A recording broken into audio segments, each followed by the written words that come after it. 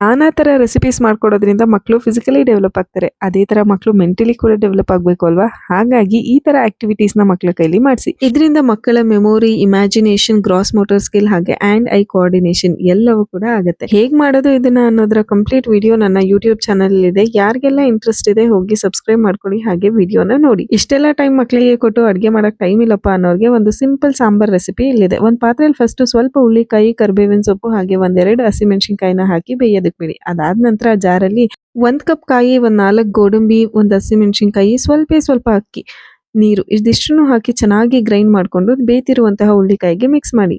ಅದು ಬೇಯೋ ಅಷ್ಟರಲ್ಲಿ ನೀವು ಸ್ವಲ್ಪ ಸಾಸಿವೆ, ಜೀರಿಗೆ, ಒಣಮೆಣಸಿನಕಾಯಿ, ಕರಿಬೇವಿನ ಸೊಪ್ಪು, ಒಗ್ಗರಣೆ ಹಾಕೊಂಡ್ರೆ ಸಖತ್ತಾಗಿರೋ ಸಾಂಬಾರ್ ರೆಡಿ ಆಗುತ್ತೆ. ಇದಕ್ಕೆ ನೀವು 1 ಸ್ಪೂನ್ ಅಥವಾ 2 ಸ್ಪೂನ್ ಸಿಹಿ ಮೊಸರು ಕೂಡ ಆಡ್ ಮಾಡ್ಕೋಬಹುದು. ತುಂಬಾನೇ ಚೆನ್ನಾಗಿರುತ್ತೆ.